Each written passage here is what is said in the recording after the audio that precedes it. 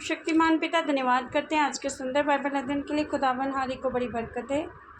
आशीष कर पिता यीशु नाम से मांगते हैं, आमीन।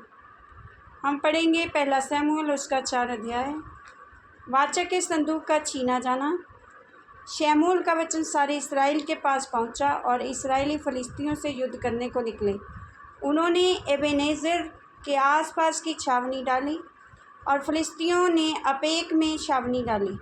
तब फलिस्तियों ने इसराइल के विरुद्ध पाँति बांधी और जब घमासान युद्ध होने लगा तब इसराइली फलिस्तियों से हार गए और उन्होंने कोई 4000 इसराइली सेना के पुरुषों को मैदान में ही मार डाला।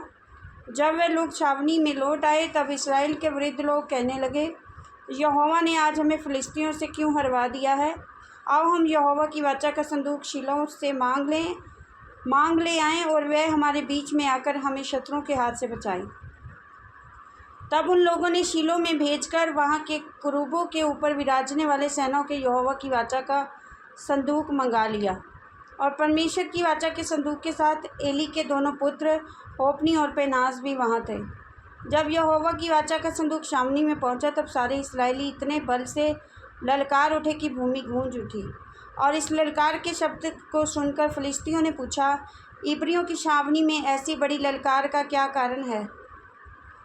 और तब उन्होंने जान लिया कि यहोवा का संदूक छावनी में आया है। तब फलिस्ती डरकर कहने लगे, उस छावनी में परमेश्वर आ गया है।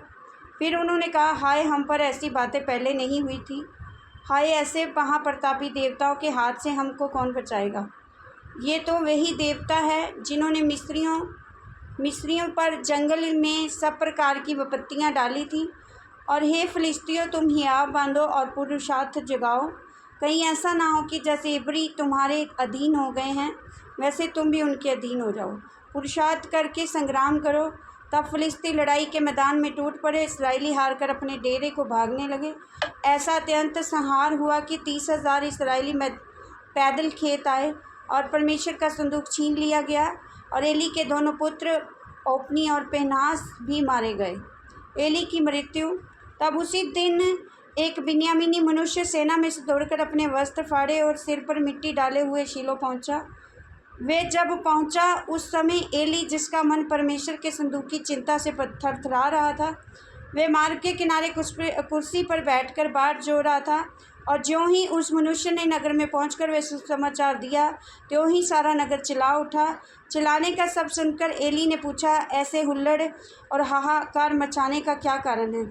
और उस मनुष्य ने झट जाकर एली को पूरा हाल सुनाया। एली तो 98 वर्ष का था और उसकी आंखें धुंधली पड़ गई थी और उसे कुछ सूझता ना था। उस मनुष्य ने एली से कहा, मैं वही हूँ जो सेना में से आया हूँ और मैं सेना से आज ही भागकर आया हूँ। वह बोला, हे मेरे बेटे, क्या समाचार है? उस समाचार देने वाले ने उत्तर दिया, इसराइली फलिस्तियों के सामने से भाग गए हैं और लोगों का बड़ा भयंकर संहार भी हुआ है। तेरे दोनों पुत्र होप्नी और पीनहास भी मारे गए और परमेश्वर का संदूक भी छीन लिया गया है। जो ही उसने परमेश्वर के संदूक का नाम लिया तो ही एली फाटक के पास कुर्सी पर से पछाड़ खाकर गिर पड़ा और बूढ़ा और भारी होने के कारण उसकी गर्दन टूट गई और वह वहीं मर गया। और उसने तो इसराइलियों का न्याय 40 वर्ष तक किया था। पीनहास की विधवा की मृत्यु। उसकी बहू पीनहास की स्त्री गर्भवती थी और उसका समय समीप था। जब उसने परमेश्वर के संदूक के छीने जाने और अपने ससुर और पति के मरने का समाचार सुना तब उसकी जच्चा का दर्द हुआ और वह दूहर गई और उसके एक पुत्र उत्पन्न हुआ। और उसके मरते मरते उस स्त्रियों ने जो उसके आसपास खड़ी थी उससे कहा, मत डर, क्योंकि तेरे पुत्र उत्पन्न हुआ है। परंतु उसने कुछ उत्तर ना दिया और ना कुछ ध्यान दिया। और परमेश्वर के संदूक के छीने जाने और अपने ससुर और पति के कारण उसने ये कहकर उस बालक का नाम इकाबोद रखा, इस्राएल में से महिमा उठ गई। फिर उसने कहा, इस्राएल में से महिमा उठ गई है, क्योंकि परमेश्वर का संदूक छीन लिया गया है। इस वचन के द्वारा ब्लेस करेंगे। आमीन। सबको जय मसीह।